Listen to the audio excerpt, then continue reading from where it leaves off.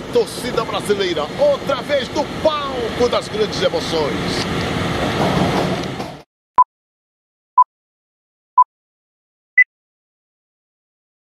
Eu sou um cidadão com um vício terminal, que é essa coisa mágica que me envolveu, que me domina, que eu não consigo tirar da cabeça e vou morrer assim, que é exatamente com o esporte. Caminho que eu segui, que me perdoem aqueles que praticam o respeito às individualidades, mas eu, por exemplo, eu não sei o que é o gosto de um cigarro, eu não sei o que é o porre, tudo isso porque todas as minhas energias sempre foram direcionadas para o esporte. E esse esporte faz eu viver. Hoje eu estou com 71 anos e quantas coisas eu passei pela vida.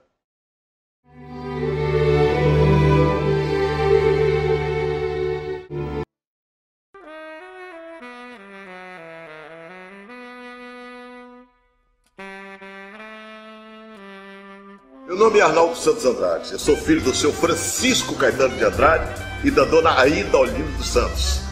Dei o meu primeiro grito de guerra em 1938, exatamente no dia 17 de julho. Nasci ali, na Cachoeirinha, na Ipixuna, de uma bela mangueira, onde tantas coisas aconteceram. Tinha a igreja do Pobre Diabo de um lado, o velório do outro, o boi corre-campo mais atrás, mas tinham uma área fantástica onde eu me desenvolvi sempre, que era o Igarapé do 40. Assim começa a minha história. Mas deixa eu voltar na Cachoeirinha. Como era bom você pegar o bonde, colocar o vidro no trilho, né, e esperar o resultado daquele cerol para derrubar o primeiro papagaio que cruzasse na nossa frente. Eu me recordo bem do meu professor de português, Freire de Cavalo, que dizia assim: bota outro medroso, meu pai é perigoso. Olha como era gostoso aquele tempo, né? Do Zé Pinim. Imagina vocês que essa fase da minha infância, porque é aquela velha história, diz que filho criado por vó, né? Sempre a avó passa a mão por cima da cabeça. Mas não, ao contrário, eu fui criado verdadeiramente com a minha avó. Porque quando eu nasci na casa da minha avó. Depois que meu pai e a minha mãe, né, foram para uma outra casa, e eu não me acostumei a ir lá. Aí voltei e fiquei com ela. E praticamente a minha infância foi toda orientada pela minha avó. Mas quem disse que a minha avó passava a mão nas cabeças e dizia: não, meu filho, meio-dia, bença, vovó. 6 horas da tarde, bença, vovó. Tome banho, você tem que tomar banho, tem que se limpar. Não pode ir para a mesa se não lavar as mãos. Não pode ir para a mesa sem agradecer e sem fazer o sinal da cruz. Bom, essa é a profissão. Eu sou católico, apostólico, não romano, mas aquele que tem uma luta contra alguns dogmas da igreja, mas que segue verdadeiramente a uma pessoa superior, do qual é um grande guia, do qual a gente respeita muito como ser humano. Na igreja do Pobre Diabo tem uma figura colocada, aliás, muito tempo que eu não passo lá, que era São Benedito. E o São Benedito é o meu patrono, é aquele que todos os dias eu digo: ó, meu São Benedito, eu quero ter um dia hoje bom. E ele está sempre do meu lado, porque do lado da igreja do Pobre Diabo morava a Mãe Quintina, uma mãe de terreiro. E eu fui batizado na igreja católica e fui batizado também no terreiro. E é por isso que eu sempre digo: meu Deus do céu, eu tenho belos caminhos pela frente e vou acreditar nisso. Até porque a minha vida toda foi sempre acreditar. Imagina vocês que nós saímos da Cachoeirinha e fomos para Visconde de Porto Alegre. Eu me lembro bem que meus primeiros passos na busca e na tentativa de estabelecer naquele valor que passa na cabeça do jovem, a sua primeira namorada, acontecia aí. E quantas vezes nós fomos lá para Praça 14, né, onde tinha, né, a Nossa Senhora de Fátima, onde tinha um grande arraial, e lá a gente se encontrava e o serviço de alto-falante sempre anunciava: olha, né, nós mandamos esse recado para você, não, obrigado por isso. Eram aquelas coisas do jovem daquela época, que hoje talvez não faça muito sentido, até porque hoje todo mundo só trabalha, né, na internet. Esqueçamos a internet, voltamos ao tempo, mas foi uma passagem muito rápida ali pela Visconde de Porto Alegre. E tinha uma coisa muito interessante, porque eu estava no Colégio Dom Bosco e a gente descia até 7 de setembro e lá apareceu o famoso Zé Pilim. né? A gente pegava e parava ali perto da 22 Paulista, a gente subia e ia para o Colégio Dom Bosco. Aliás, eu quase sempre ia a pé e não pegava o Zeppelin, porque o Zeppelin só começava a trabalhar às 7 horas. Eu preferia chegar no Colégio Dom Bosco entre 6 horas e 6h15, porque o Padre Agostinho, exatamente naquela hora, rezava a missa. Como eu aprendi a acompanhar como coroinha, e muitas vezes eu fui lá na 7 de setembro, ali na penitenciária, juntamente com o Padre Orlando, para ajudar na missa, e era naquele tempo em latim. Eu nunca me esqueço, né, do esforço que eu fiz para compreender tudo aquilo, que acabou me servindo, porque quando eu fui para o Colégio Dom Bosco, voltando o Padre Agostinho, eu chegava, ajudava a missa, e ele era meteórico na forma de rezar uma missa, né? Enquanto se leva 1 hora, eles não tinham a homilia, e consequentemente, então em 20 minutos, tudo resolvido. Quando os alunos entravam obrigatoriamente para a missa, eu já estava sentado com o Padre Agostinho, tomando meu café da manhã, esperando simplesmente a turma entrar para começar então a aula. Então são essas passagens assim que vão marcando a vida da gente, e mais do que isso, a volta era muito interessante, porque a gente vinha a pé. Quando chegava do cinema ali onde tinha o Cinema Éden, naquela ponte ali no Cinema Éden, criava-se um grande conflito. Era um conflito de quem morava na Visconde de Porto Alegre e quem morava lá pro lado da Praça 14. Então, se você namorava com a menina de lá, olha, as coisas ficavam difíceis de ser concluídas, porque lá era onde a gente combinava para aquele momento de tirar a cisma.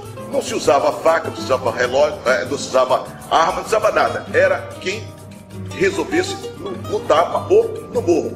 Quase sempre os amigos chegavam depois que a gente desenvolvia alguma coisa.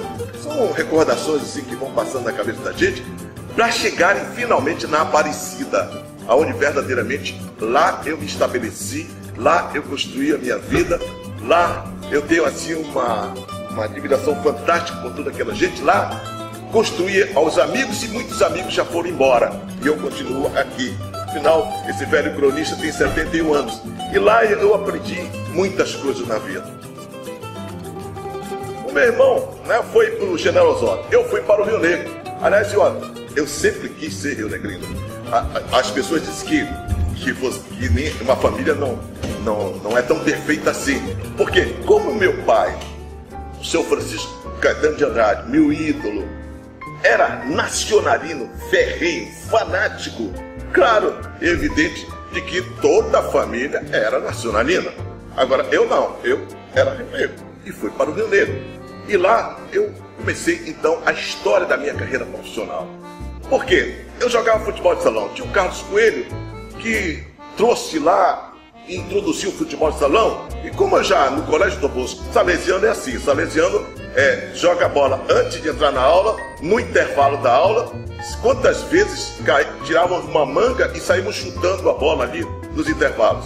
Então eu me acostumei com isso. Agora, essa passagem como jogador, né, do futebol na escola salesiana me deu um caminho assim incrível e uma oportunidade rara. Um grande ídolo. Eu joguei do lado dele. Imagina você, joguei do lado dele. Chamava-se Paulo Onetti, que à época era tido como um dos maiores, na verdade foi um dos maiores jogadores de futebol. Joguei do lado dele na escola técnica com o professor João Liberal, dirigindo o time da escola técnica e nós aqui jogando pelo Colégio Dom Bosco. Ganhamos o jogo e o Paulo Onetti marcou 2 gols e com isso verdadeiramente me realizei e comecei então essa minha trajetória na busca de continuar sendo um atleta. Na minha cabeça não passava outra coisa senão ser um atleta. E fui continuando assim que eu cheguei dentro do Rio Negro. Aí praticava o voleibol, o basquetebol, o futebol de salão, mas tinha uma coisa que parece que cutucava assim. Eu acho que tudo você tem que falar, você tem que dizer alguma coisa. Aí tinha um serviço de alto-falantes na quadra Francisco Guimarães. Na quadra Francisco Guimarães. Aí não tinha locutor, tinha um locutor chamado, tinha uma pessoa que trabalhava no rádio na época, era o Luiz Versosa. E ele me chamou, olha, me ajuda aqui e tal. Aí eu peguei gosto pela coisa, comecei a transmitir na quadra Francisco Guimarães. Aliás, a quadra Francisco Guimarães, eu sou péssimo em em tempo e idade, essas coisas, assim, números, muito peças. Mas eu consegui lá na quadra Francisco Guimarães, imagina, senhores, narrar, né, uma exibição do Éder Joffre, a grande estrela da época, que veio para fazer uma exibição na quadra Francisco Guimarães contra o Saci Brasil. Trago essa imagem simplesmente para dizer que, como profissional de comunicação, eu transmiti a última luta do Éder Joffre em Brasília contra o José Alegrar, defendendo o título do bem pesado, porque ele era galo, exatamente em Brasília. Imagina os senhores que foi um fato. Terminou a luta. Me parece que Éder Joffre pode ser o novo campeão. Éder Joffre, por tudo que fez, pode ser o campeão. José Alegrar abusou para tentar manter o seu título. Vamos esperar cautelosamente, torcida brasileira. Mas deixa eu voltar para a quadra Francisco Guimarães. Então foi dali que o Versosa disse: olha, eu estou precisando de um cara aí para ajudar a gente na Rádio Rio Mar, que então havia se transferido do famoso IAPETEC, se eu não me engano, né, e ficou ali do lado do Rio Negro. Eu fiquei, na verdade, na Rádio Rio Mar 2 meses só, porque houve um conflito. O Erasmo Bilhard não conseguiu se entender mais que o Versosa estava querendo ir para o Rio de Janeiro. E eu me lembro bem dos comentaristas, que era o Aníbal Gomes, o ex-diretor do Botafogo, que aqui passou. A grande verdade que foi assim, meteórica. Mas eu falei no microfone profissional, lendo uma resenha, que eu não ia continuar na Rádio Rio Mar, me levou para a Rádio Baré. E lá me deixou de castigo mais de 6 meses. Imaginam, senhores, eles terminavam a resenha, porque naquele tempo você tinha que escrever a resenha. Você não entrava no estúdio assim, simplesmente, não, eu tenho tudo na cabeça, não, eu tenho experiência. Não, é a minha forma de se comunicar, absolutamente, o que se faz hoje. Não, você tinha que escrever a resenha, era um documento, lá ficava, e quando terminava a resenha, lá eu pegava, lia toda a resenha, enfim, foram me preparando, como eu sou muito grato por essa orientação do Luiz Saraiva, meu velho companheiro, que foi verdadeiramente assim, nos momentos mais incríveis. E olha que quando eu entrei na Rádio Baré, aí vem todo um grande passado. Jaime Ribeiro, Girusa, Josafá Pires. Isso sem falar no cidadão que foi sempre um Leal da Cunha. Tinha uma linguagem coloquial própria, né? Mostrava a sua realidade, mostrava a vivência de tudo aquilo. E a gente, garoto, querendo vencer na vida, na frente de todo aquele desastre, meu Deus, era verdadeiramente um momento de glória. Eu nunca me esqueço uma vez, porque na Rádio Baré era assim, né? Não tinha novelas, não tinha televisão, a novela era no rádio. E uma vez me pegaram para ser garçom lá, eu entrei lá e dei meu recado, né? Consegui fazer tudo isso. A sonoplastia era a coisa mais fantástica do mundo, os caras tinham cuia, tinham batedores, tinham porrete que batia na mesa, enfim, essas coisas que o rádio é capaz de transmitir. Assim eu fui me afeiçoando, assim eu fui caminhando nessa direção. Mas é bom que diga, senhores, quando eu completei o meu curso de 2º grau no Colégio Dom Bosco, eu queria, na verdade, ser professor de educação física. Mas como professor de educação física, como não tinha escola de educação física e meu pai não podia pagar, como muitos meus colegas, para sair de Manaus, aqui você só tinha um caminho. Ou você fazia direito, ou fazia assistência social. Como eu não queria nenhuma coisa nem outra, resultado, eu estacionei. E fui caminhando. E foram abrindo espaço para mim. Ainda bem que apareceu o Jânio Quadros, com uma lei lá, dizendo, olha, aqueles que já estão, né, com o profissional, daqui para frente, pode ir, daqui tem que fazer faculdade. E eu não tenho essa formação, né, científica dos doutores, mas tenho a luta na busca da realização de uma profissão do dia a dia, na vida, tendo como exemplo todos esses astros que eu convivi ao longo de muitos anos na maior rede de emissoras do Brasil, chamado Diários e Rádios Associados. E aí, no Parque Amazonense, o jogo Fast São Raimundo, Jaime Ribeiro não estava bem, era o narrador, e falou, hoje chegou o dia. E eu fui, narrei no Parque Amazonense, esse Parque Amazonense, que quando eu abri a jornada, comecei a lagrimar, por uma única e exclusiva razão. Porque neste Parque Amazonense, nós saímos da Visconde de Porto Alegre, aí depois íamos para 7 de setembro, pegávamos a linha circular, o bonde da linha circular com meu pai e íamos lá assistir os jogos. E de repente eu estava lá transmitindo o jogo de futebol no palco, que eu sempre até hoje digo que é o palco das grandes emoções. As pessoas perguntam, por que você diz torcida brasileira e não diz torcida amazonense? Porque, na verdade, quando eu já estava no comando da equipe da Rádio Maré, começou então os campeonatos brasileiros, começaram os campeonatos brasileiros, começou o campeonato brasileiro, e mais do que isso, a loteria esportiva. Então nós éramos correspondentes da Tupi. Então foi feita uma reunião, hoje seria um workshop, mas foi feita uma reunião, discutiu-se diretrizes, e aí passou todo mundo a usar isto. Era assim, sempre dizer alô, torcida brasileira, porque, olha, o correspondente aqui de Manaus, Arnaldo Santos, está falando isso, enfim, assim começou essa história do rádio, e começou então esses jargões que identificam, né, o cronista, né, todas as vezes que eu começo a minha transmissão, eu sempre falo alô, torcida brasileira, outra vez no palco das grandes emoções. Todas as vezes que eu pego no microfone para abrir uma jornada esportiva, eu sempre uso uma expressão. E essa expressão, ela nasceu assim. E ela vem tocando, né, nos meus ouvidos que chegam a mim e dizem assim, poxa, mas que bom, como é que o senhor diz mesmo? Eu disse, e aí eu repito assim, alô, torcida brasileira, outra vez do palco das grandes emoções. No jogo da vida, a esperança que me conduz. Prepare o seu coração, porque o show de bola vai começar. E aí vem o fecho da questão. Bendito você, torcedor, que faz da bola parceira e cúmplice do seu próprio destino.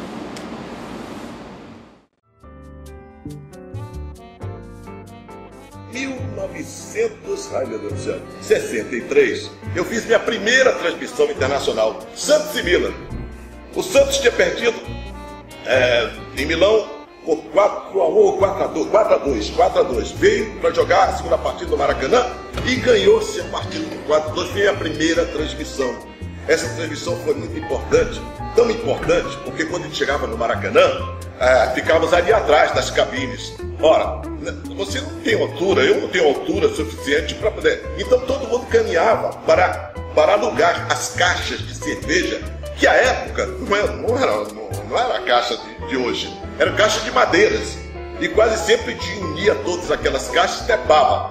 O difícil, ou o melhor, a sorte era que não quebrasse, porque várias vezes, em várias transmissões, quando quebrava, era realmente um dominó, todo mundo ia caído. Mas são histórias.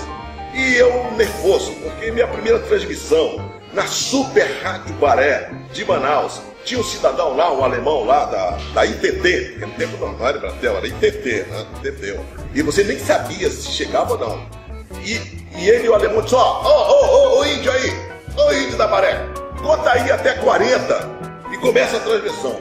E eu, 40, cheguei 40 e ele disse, não, de novo, 10. Ele tinha um telefone que dava assim, de manivela, aí se comunicava não sei com quem, e dizia, agora sim, agora é pra valer. Então, aí veio a osmose. Eu só transmiti jogo aqui em Manaus de dia. Eu estava acostumado a sempre dizer, alô, torcida brasileira, boa tarde, boa tarde.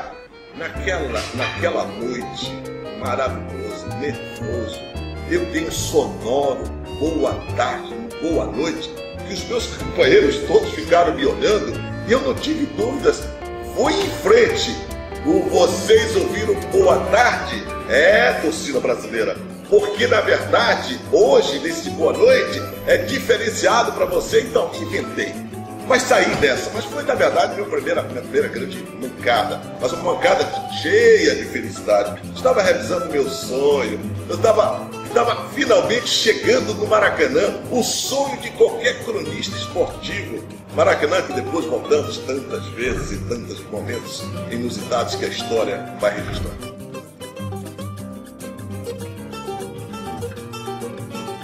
Os Diários Associados era quem dominava as comunicações no Brasil. Eu tive um privilégio. Parece que eu fui predestinado a alguns momentos que não estavam previstos e aconteceram. Por exemplo, eu disse há poucos instantes que eu transmiti a luta do Éder Joffre. Esse foi um fato. Já com a Rádio Baré. Mas houve um outro grande momento. Porque os Diários Associados tinham direito da Fórmula 1. E as transmissões eram feitas no mundo todo pelos Diários Associados de rádio. E exatamente a Fórmula 1 começava em Buenos Aires e depois vinha para o Rio de Janeiro e daqui saía para a África do Sul. E de repente os Diários Associados mandam um convite para todos os locutores. O Ivo Amaral, meu companheiro, que era da Rádio Liberal, da Rádio Marajoara, que era associado lá em Belém do Pará, hoje é da Liberal, e a mim. E eu fui exatamente para Buenos Aires transmitir esta corrida do Fittipaldi. No momento, em nível nacional, devia entrar só flashes. Mas parece que as coisas foram tão agradáveis. Aliás, o comentarista era o filho do Calmon, que era um dos diretores dos Diários Associados, que eu acabei fazendo uma transmissão de nível nacional, com a felicidade de transmitir a vitória do Emerson Fittipaldi, que mais tarde se tornaria bicampeão, né, da Fórmula 1. Isso no Autódromo Almirante Brown, que fica a 40 quilômetros de Buenos Aires, e que lá figuras como Dante Hunt, François Sever, Jack Checker. Então, uma corrida fantástica, fantástica. Então, isso para mim é um fato realmente marcante, porque sai da área do futebol, onde verdadeiramente muitas coisas aconteceram.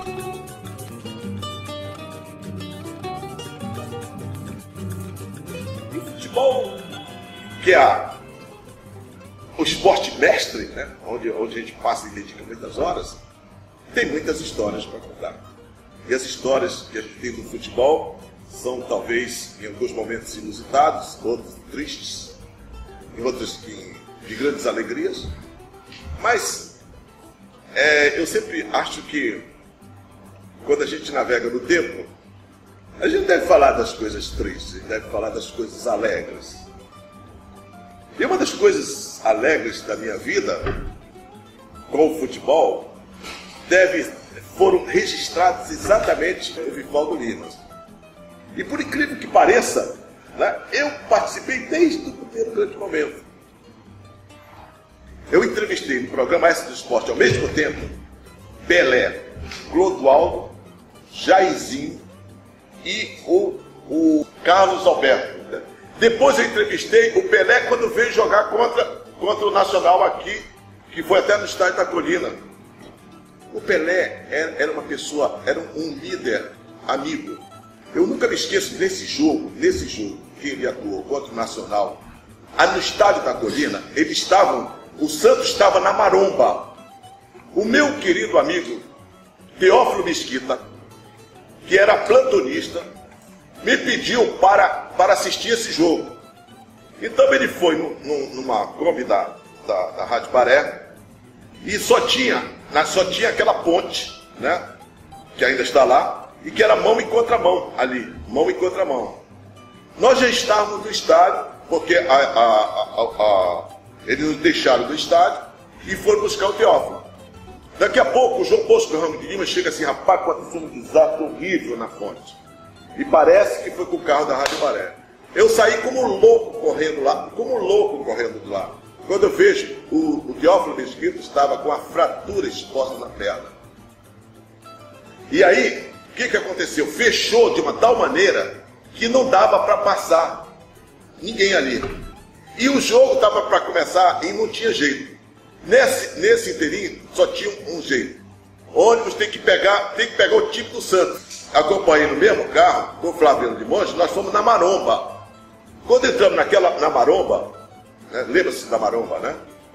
Na Maromba, estava o pessoal do Santos tudo batendo bola ali na frente. E aí, ele chamava o Limões de presidente, porque ele via todo mundo chamar de presidente. O que foi, presidente? Assim mesmo. O que foi, presidente? E ele disse, olha, vocês têm que ir num carro pequeno, que naquela época a Kombi era um carro que levava. O Pelé, sem problema. Todo mundo pra cá e todo mundo entrava, só para mostrar o que era o Pelé. Um craque consagrado, mundialmente consagrado, de uma simplicidade absoluta. Que podia perfeitamente, nós não vamos num ônibus como esse, não vamos num transporte como esse. No mínimo tinha que colocar 10 carros para levar os caras. Não, foi todo mundo, com perna para fora, né, respirando aquele gás que saía de trás do motor. Assim. Então é só para dizer como o Pelé fazia, né, as coisas. A chegada da seleção brasileira, eu estava no aeroporto. Aliás, naquele tempo o pessoal não chamava aeroporto de Ponta Pelada, chamava aerodromo de Ponta Pelada. Não sei porquê.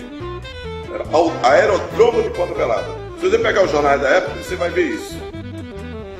E a chegada da seleção brasileira foi algo assim fantástico. Porque eles tinham que soltar e tinham que vir a pé. Agora, conter as pessoas, esse que foi mais difícil. Porque a gente via como o comportamento do profissional dos anos 70 é completamente diferente dos profissionais de hoje. Né? Eles precisavam de tantas seguranças como os de hoje, mas não se importavam, eles se interessavam no meio do pessoal, né? de uma maneira assim muito tranquila. E foi realmente uma apoteose. Eu estava com o pessoal do Pico, Gonçalo Camargo, o pessoal todinho que estava fazendo a cobertura, já associados, e nós saímos direto aqui para o Imperial Hotel, né? Que fica aqui na coisa, onde verdadeiramente eles ficaram. E a gente tinha as torres colocadas, né? Lá em cima estavam todas as torres de SSB para poder jogar som para o resto do Brasil. Foi tão confuso. Primeiro, a indefinição da seleção brasileira. Né? Eles fizeram uma seleção A e uma seleção B. Né? Depois eles misturaram para não ficar. Pegaram todo o pessoal que era do Cruzeiro, jogaram no lado, né? e depois aí começou uma grande confusão. As informações, nós não tínhamos. As informações que precisava eram muito desencontradas. Tanto que para nós, quando a seleção, para mim, né, porque eu não transmiti o primeiro jogo, eu transmiti o segundo jogo, que era da seleção A. A seleção brasileira. Mas foi uma festa, a gente estava envolvido para a festa. Eu nunca me esqueço, quando eu retorno esse tempo, eu vejo o estádio Valdomiro Simeone acabado, porque realmente estava, e as nossas cabines ficavam ali onde está hoje aquela área dos paraplégicos, ali era o estádio Valdomiro. Ali que ficavam as cabines, não tinha aquela segunda etapa ali, não estava concluída aquela etapa. Né? E até deu muita confusão, porque o estádio alugou, vendia cadeiras cativas e deu muita confusão, porque o pessoal invadiu a área, enfim. Mas o que me fica na cabeça é que naquele dia, alguém com muita felicidade, não sei quem, né, vendeu aqueles chapéu de palha. Aí se você pegar as imagens da época, todo mundo está com aquele chapéu de palha, um chapéu que se vendia aí no mercado, né, porque o sol era inclemente, o sol era muito forte. Né? Então foi um dia assim memorável, mas independente de ser a seleção brasileira, o que marcou, e depois não é isso, a seleção chegou no Amazonas completamente vaiada por esse Brasil afora. O fato inusitado, eu me lembro bem disso, era o Félix agradecendo a cidade de Manaus por ter acreditado nele.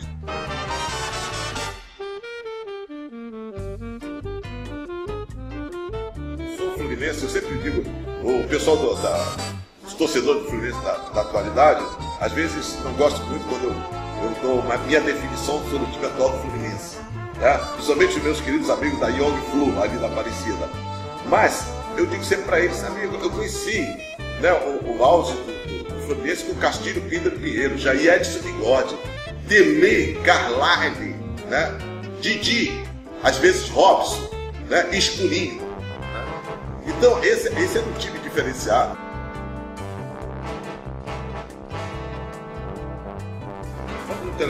Então, o Brasil inteiro foi invadido pelo telecat, né? Sensacional. E já tínhamos uma história aqui em Manaus com o Vale Tudo. E aí o Luiz Saraiva chegou comigo e falou: Arnaldo, por que nós não fazemos isso na televisão?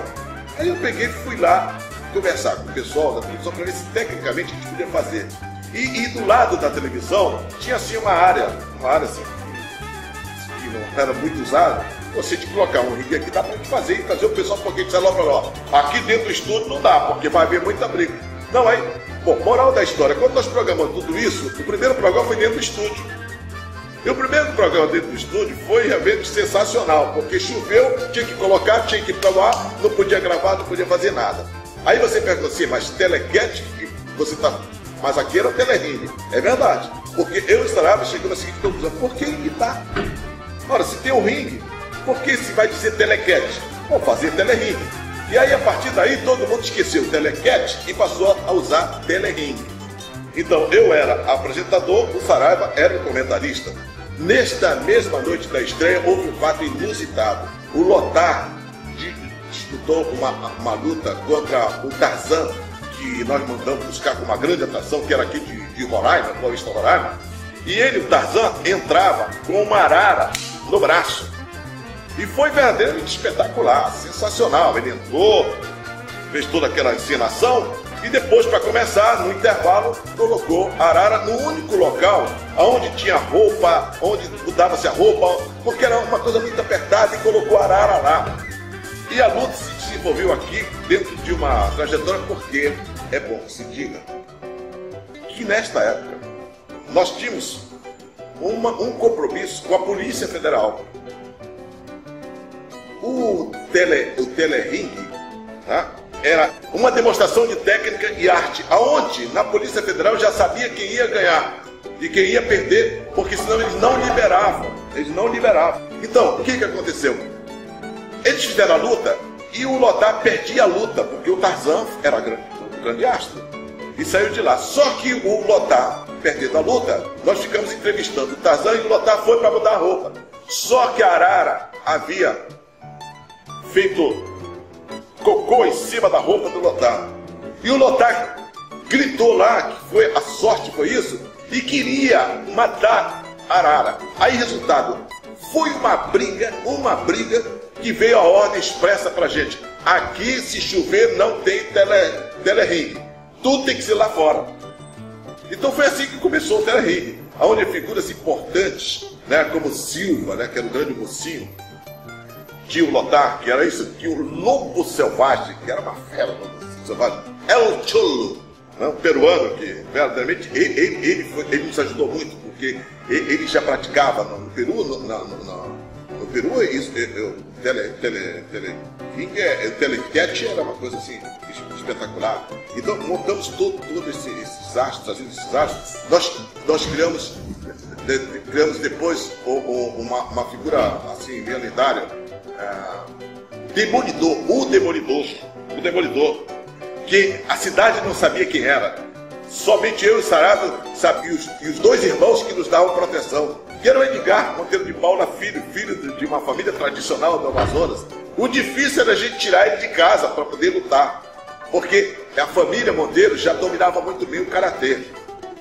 Então isso foi uma coisa muito importante. Então foi um momento assim inusitado. Por exemplo, sempre que havia um encontro entre o Silva e o Lobo Selvagem, nós usávamos, a época não se falava marketing de promoção, né, mas a gente já trabalhava com marketing extremamente avançado.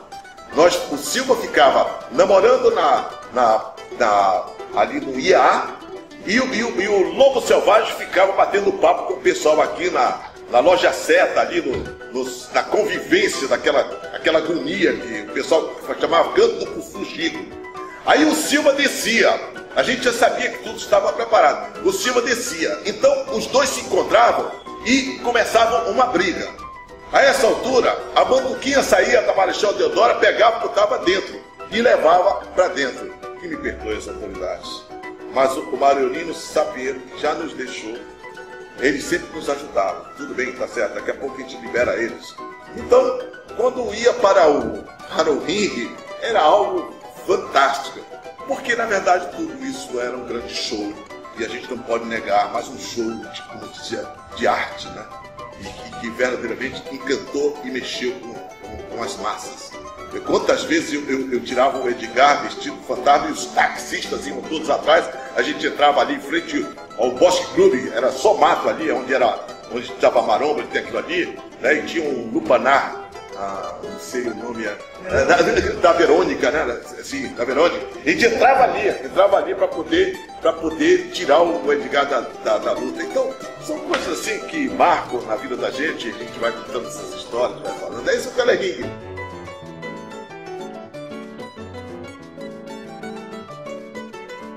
Dos anos 70 até 83, o futebol brasileiro viveu uma fase assim, marcante, um público de média de 30 mil pessoas no estádio, verdadeiramente foi importante. Futebol amazonense do novo século, no meu entendimento, precisa gestão, uma nova forma de ver e de fazer. Temos que sair da velha improvisação ou do que eu sei mais, ou dos favores sem ter um projeto. Dou um exemplo clássico. O time do São Raimundo não era como foi o Nacional, o Rio Negro e o Fast Club. Entrei pela primeira vez com o time do São Raimundo no avião e as aeromoças perguntam: que time é esse? É o time do São Raimundo, eu sempre sinto na primeira poltrona. 2 anos depois, elas pediu a camisa do São Raimundo. Por quê? Porque o São Raimundo veio, foi para a 3ª divisão, chegou na Série B e ficou 7 anos.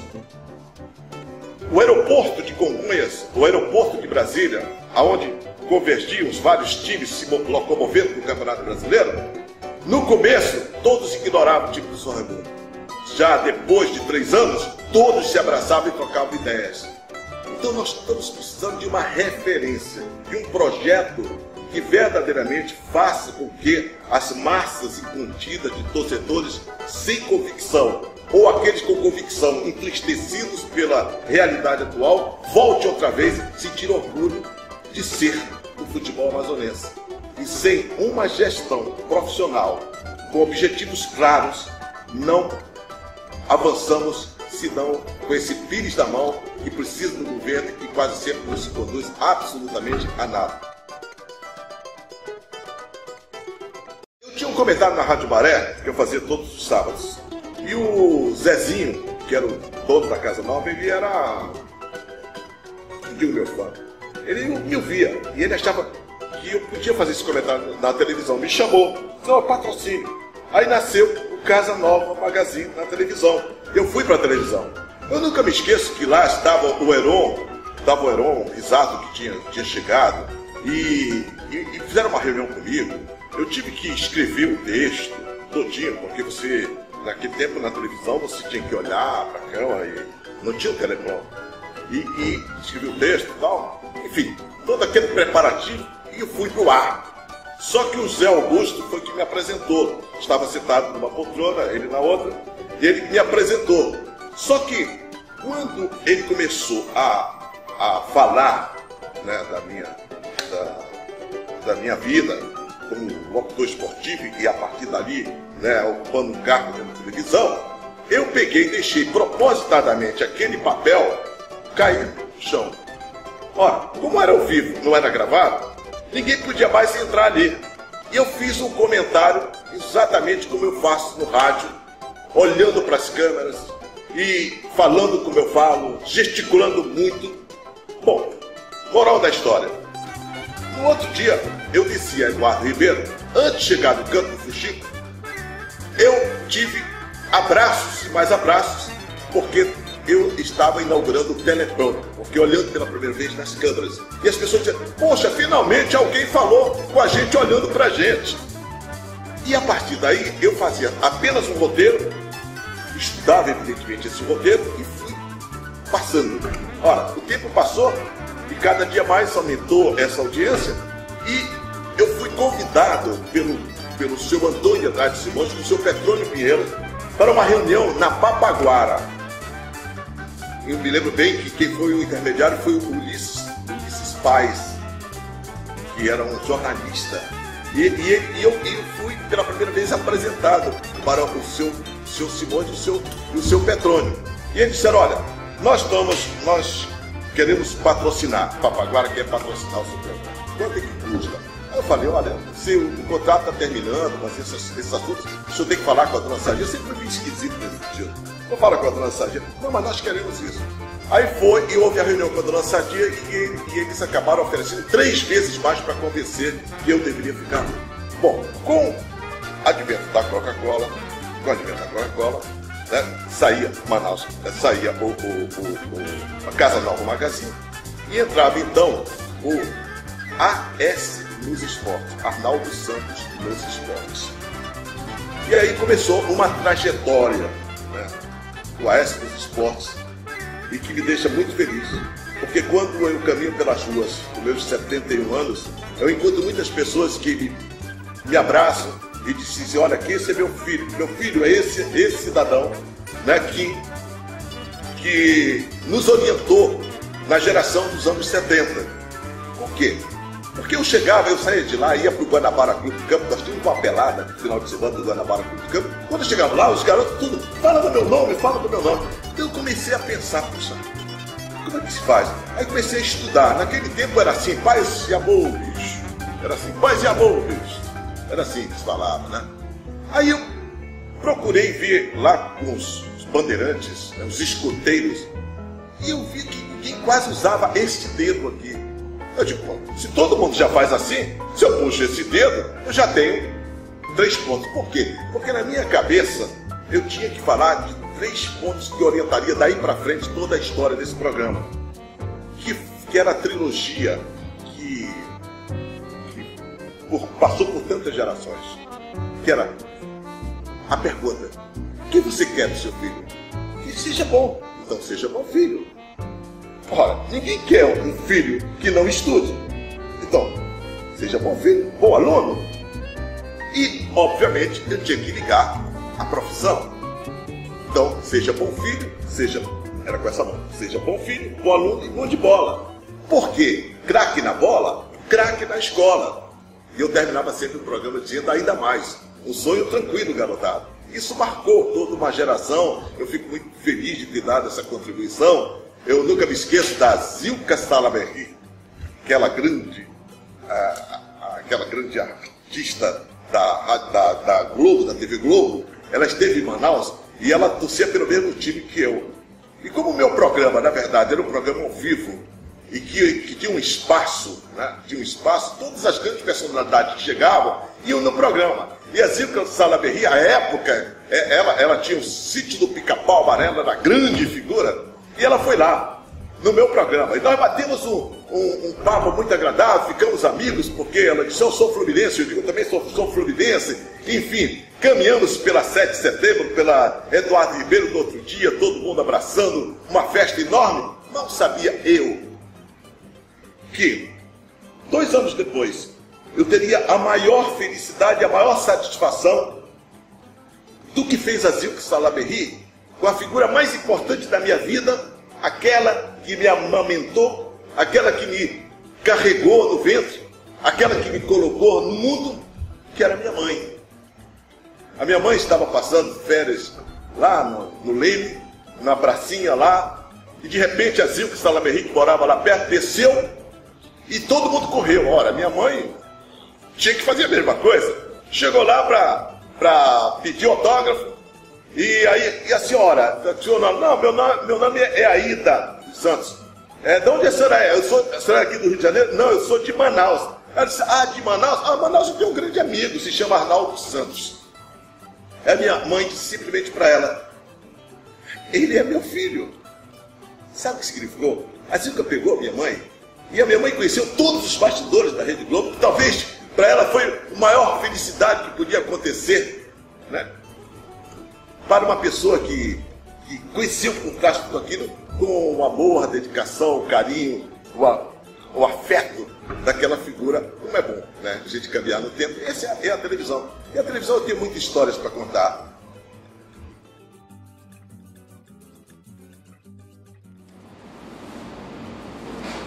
No jogo da vida, a esperança é que me conduz. Honestamente, quando eu tenho que falar de Copa do Mundo, eu fico refletindo e buscando o tempo, porque para um cidadão que tinha 14 anos, eu estou falando isso de 1950, e por uma dessas coincidências, é a Copa do Mundo no Brasil, né? Foi exatamente no dia 16 de julho de 1950. E como a minha avó fazia aniversário nessa data, e caiu no domingo, claro que todo mundo se juntou em torno de um rádio, eles estavam todos festejando, alegres, né? Festejando o aniversário da minha avó e por extensão também o meu aniversário, porque era assim, minha avó que comandava, como ela tinha 16, ela fazia 16 e eu no dia 17, então eu juntava tudo, uma festa só.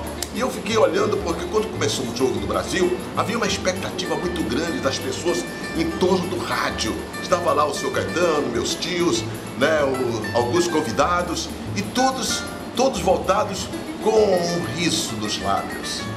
Eu não entendia muito bem aquilo, porque na cabeça do brasileiro, só depois, mais tarde, que eu fui compreender melhor isso, estava assim, não, já somos campeões do mundo, já somos campeões do mundo. Depois da última vitória por goleada, claro que o Uruguai não resistiria. Eu, garoto, olhando tudo aquilo, refletindo sobre aqueles valores na minha consciência de garoto. E aí o que aconteceu? Aconteceu que o Brasil entrou em campo, Friaça fez o gol, aí todo mundo festejou. De repente, já para terminar o primeiro tempo, né, entrou um cidadão do Uruguai que fez o gol do empate. E aí? Eu vi assim, no olhar das pessoas, uma certa tristeza. Mas de certa forma não foi tão violenta quando eu vi que quando o Uruguai marcou seu segundo gol, né? Que entrou e fez o gol, meu Deus do céu, aí eu vi a tristeza nos olhos de todas aquelas pessoas. Eu digo, mas o que é isso? Copa do Mundo, todo mundo feliz, de repente fica todo mundo triste? Gente, assim começou eu comecei a caminhar na direção do futebol, que é a minha vida, não tem jeito, eu não vou mudar, vai ser assim até o final. E por uma dessas coincidências, né, eu estou falando de 1950, mas se eu vier no novo século, eu tive outra decepção tão grande como foi aquela de garoto. Imagina você que eu esperava uma vitória do Brasil, de repente estava 7-1 para a Alemanha, no Mineirão. Meu Deus do céu, tem que pegar um avião e voltar para casa. Olha só, né? É bom quando a gente conta as histórias, né, com muitos anos de vida, né? E eu falei com o sentimento de garoto e agora estou lamentando com o sentimento do torcedor, do velho, do cronista esportivo. Mas é assim, a Copa do Mundo foi sempre assim. E eu tive a felicidade de ir a várias Copas do Mundo. Mas acontece que no dia 17 de julho, na Copa do Mundo dos Estados Unidos, depois de uma trajetória brilhante que começou em São Francisco, foi para Detroit, e depois veio exatamente para a capital onde ia ser realizada a grande final. O que aconteceu? Exatamente no dia 17 de julho, eu estava fazendo aniversário, estava lá sentado na passadilha do estádio Rose Bowl, né, na Califórnia, e vendo o Brasil ser campeão do mundo. Por quê? Porque depois de nós perdermos vários gols, fomos para a cobrança de pênaltis e apareceu o salvador da pátria, jogador italiano que nunca havia perdido gol e acabou chutando por cima da trave. Foi uma festa só e eu finalmente consegui ver e sentir de perto o que é ser campeão do mundo.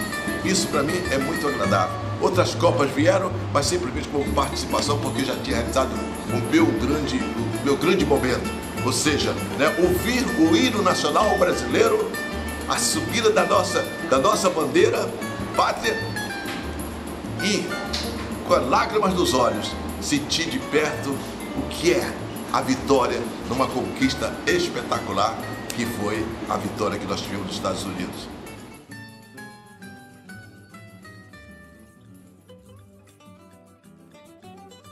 amando, gostando do futebol, como eu sempre fiz, né? Eu de repente, estava lá, a convite do governador Amazonino Mendes, para dizer: olha, Arnaldo, a única obra que eu vou fazer no início desse governo vai ser a recuperação do estádio Valdo Lima. E aí eu fui para o estádio Valdo Lima. E aí fizemos não uma transformação, né? Nós simplesmente colocamos as coisas nos devidos lugares, que eu chamaria um novo estádio Valdo Lima. O que não tinha cobertura passou a ter cobertura, o que não tinha cadeira passou a ter cadeira, né? Um gramado, né, que foi tratado, né, com drinos, né? Um placar que teve as suas dificuldades no começo, depois, né, foi se restaurando, enfim, né, encontramos o caminho. E quantos espetáculos, quantos momentos, quanta vibração, quanto entusiasmo, de repente, né, eu estava lá, no último degrau do sambódromo, olhando, não sei, acho que é trator, derrubando a última parede do estádio Valdo Lima. Sabe, gente, deu uma dor no coração, uma coisa assim incrível, meu Deus, tudo no chão. E muitas pessoas me perguntavam assim: como é que você se sente, como é que você pode permitir isso? E eu pensava, puxa, né? O estádio Valdo Lima vai ser sempre o Vivaldão. Aonde eu estou e aonde estiver, eu vou sim pulsar Vivaldão. Veio a Arena da Amazônia, estádio Valdo Lima, e que para mim nunca deixou de ser o Vivaldão. E evidentemente deixa esse cronista sempre com lágrimas nos olhos, porque, olha gente, não é fácil, não foi fácil, foi muita renúncia, foi muitos momentos difíceis, foi muito trabalho, foi muita dedicação, foi muita competência das pessoas que nos cercavam, que queriam o mesmo sabor, para a gente ouvir aquele grito de gol, né? Que é aquilo que mais enaltece o torcedor, o mais simples ou o mais extremo fanático torcedor, que é o grito de gol. E o gol veio. O Peladão entrou na minha vida desde do primeiro ano. O Peladão tem 40 anos. Voltaram a Manaus em 1970, romântica como era, e nós, batalhando pelo esporte, pelas conquistas, e por incrível que pareça, eu abri as minhas jornadas esportivas no Vivaldo Lima e ficava lamentando, né, que alguns titulares do futebol profissional não haviam chegado. Anunciaram a semana inteira que iam jogar. Não, por quê? Não, mas porque eles estavam jogando hoje de manhã pelo Peladão e que agora está chegando e vai entrar. Me desculpem, né? Mas eu não podia entender isso. Mas, incrível, né? O tempo passou e a gente vai se aproximando de uma verdade que a gente não pode deixar de lado. O Peladão existe. O Peladão é uma referência. E nesses últimos 16 anos, né, lá estava o Arnaldo Santos na coordenação do Peladão. Algumas operações foram feitas, tinham que ser feitas, né? Quando eu comecei era só o Peladão. Agora nós temos o Peladinho, sou garoto de 12 a 14 anos, porque eu não dispenso preparar o futuro nunca na minha vida. Afinal de contas, bom filho, bom aluno e bom de bola. Esse é o caminho, não tem outro meio. Nós criamos o Peladinho, garoto de 12 a 14 anos. E a primeira coisa que o garoto tem para participar da competição é exatamente estar estudando. E nós criamos a categoria Master. Eu achava que a mulher não era só beleza, a mulher tinha que jogar. E criamos o Peladão feminino. Não contente, 40 mil índios estão morando nos arredores de Manaus. Nós criamos então o Peladão indígena. Esse é o universo do Peladão. E para resumir tudo o que significa o Peladão, eu diria que é um grito de liberdade. E o Peladão é isso. Né? Todos se encontram numa mesma direção. Não há divisão de classes sociais. Aqueles que têm mais ajudam aqueles que têm menos. Tudo em torno dessa coisa mágica que não é outra senão a bola. O que fazer se não lutar por valores da cultura tão importante na vida de qualquer cidadão. A alegria e a felicidade está na relação direta de um fato só: respeito por tudo aquilo que você faz, por tudo aquilo que você quer, mas sobretudo tudo aquilo que você persegue com perseverança, que acaba alcançando, porque essa é a grande verdade. Eu trabalhei 26 anos. Eu acho que você contribui, né? Você tem a participação, mas você não pode ser o dono da verdade. É verdade que eu tinha um programa de uma grande audiência. É verdade que a Coca-Cola, né, passou a ser patrocinadora oficial, né, praticamente dos 25 anos, né, como até hoje, né, onde eu estou na comunicação, eles estão sempre ao meu lado. Mas houve uma contribuição, sim, de se falar de um produto internacional, como é a Coca-Cola. Quando você volta nos anos de 1970, né, numa reflexão de valor, e sobretudo quando você está numa empresa que dá os seus primeiros passos como grande desafio, porque uma coisa é a tradição, a outra é o momento que você está vivendo. E foi assim, a Coca-Cola teve a sua inauguração em 1970, dentro de um universo onde a chapinha do Guaraná se espalhava pelas calçadas e pelos bares e por todos os lugares, né? Porque era o nosso sabor, aquilo que nós habituamos a tomar. De repente veio a Coca-Cola. Essa Coca-Cola é assim, né? Isso é que é Coca-Cola.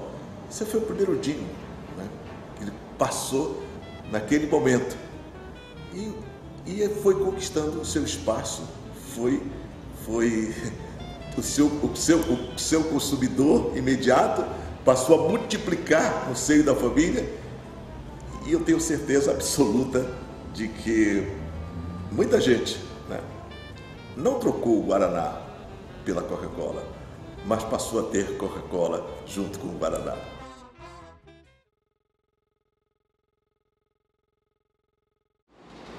Alô, torcida brasileira, outra vez do palco das grandes emoções. Tudo tem um começo, tudo tem um fim. A vida é assim, a gente atravessa lagos, rios, na busca de um horizonte. Às vezes o arco-íris aparece, a gente mergulha para encontrar a felicidade. Feliz daquele que consegue, nesse momento como aqui eu estou, com um símbolo, né, olímpico na mão, a tocha olímpica. E eu devo muito isso a muitas pessoas. Eu quero fazer um agradecimento especial a duas pessoas, Antônio de Andrade Simões e Petrônio Pinheiro, que quando me viram apresentando televisão, me chamaram e praticamente me incorporaram nas suas famílias e até hoje, né, me proporcionaram essa oportunidade que eu não estaria aqui, talvez, se não fosse eles.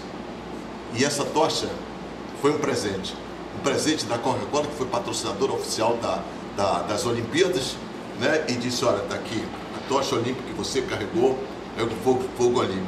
Aí vem na minha cabeça aquela do Prometeu, que saiu, né, devagarinho, né, estava lá o todo superior Deus, né, com a chama aos seus pés. Zeus, ele roubou aquela chama, colocou para que o mundo pudesse respirar a felicidade de, com aquele fogo, né, homenagear todos aqueles que em vida estão, ou aqueles que em vida estão em algum lugar, ou aqueles que, se não assim acreditar, possam conviver com a única realidade que é palpável, que é exatamente o fogo da felicidade. O meu pai, o senhor Caetano, ele dizia sempre para mim uma coisa que eu nunca me esqueço. Ele falava: meu filho, nada se constrói, nada se faz, nada se alcança se não for uma dádiva chamada amor. amor. Como é que eu podia imaginar de ter uma família tão nobre, tão especial, que me enriqueceu e que me colocou na vida como cidadão, se não fosse essa palavra mágica chamada amor? Eu acreditei no poeta. O poeta disse: Amélia é mulher de verdade. E não é que a Amélia surgiu na minha vida? Constitui uma família. E na verdade, já estamos mais de 40 anos. Nasceu a Ana Laura, nasceu a Ana Cristina, nasceu a Ana Amélia. E hoje eu posso dizer que eu sou uma pessoa feliz, porque tenho uma família, uma doce família. Uma família, como disse seu Caetano, onde todos se amam, lutam pelo mesmo ideal, com a responsabilidade que nós temos de ser humano, mas sobretudo com o olhar no horizonte que muitas vezes as pessoas não conseguem alcançar, mas que a gente, unidos, com um só pensamento, a gente vai caminhando por essa vida de meu Deus.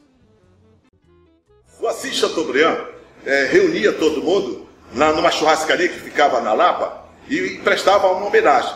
E tinha sempre um agradecimento. E um desses anos, eu não me lembro quando, talvez foi uma das últimas vezes, né? Olha, quem vai falar, hoje quem vai fazer o agradecimento é o índio do Amazonas, né? E geralmente nós do Norte sentávamos sempre lá no final da mesa. Então quando ele falou índio do Amazonas, era tudo que eu queria, era tudo que eu mais queria. Então eu me levantei com aquela expressão apavorada de quem está na frente de pessoas importantes, né, que falavam fluentemente, de uma distância muito grande desse Brasil. Aí eu peguei e comecei a tirar a minha camisa. Naquele tempo não usávamos camisas modernas assim, usava com botão, fui tirando o botão, tirei e fiquei da cintura para cima. Já notei uma certa diferença no olhar das pessoas, uns reprovando, os outros preocupados, mas como todo mundo sabia que eu não bebia, eu estava consciente e aguentar a barra. Aí eu peguei, subi na cadeira, que foi o pior de tudo. Aí fiquei na cadeira, todo mundo olhando. E eu disse assim: gente, eu queria que vocês prestassem homenagem a esse brasileiro lá da Amazônia. Porque na minha terra, nós cantamos o hino nacional, tal como vocês cantam aqui. Já não era mais a capital da República, tal como vocês cantam aqui. Mas eu queria sentir como é aqui, na plena capital da República, né? Com todas as pessoas de outras áreas cantam o hino nacional. Aí comecei a ouvir o do Ipiranga, as margens plácidas. Aí todo mundo ficou de pé, foram levantando, cantando. Notava que algumas pessoas começaram a chorar, até porque eu já estava chorando. E cantamos o hino nacional brasileiro. Quando terminou, né, houve realmente uma manifestação carinhosa que ficou marcada na história. Só que todas as vezes que nós nos encontrávamos, não levanta o homem, senão vai ter que cantar o hino nacional brasileiro juntos.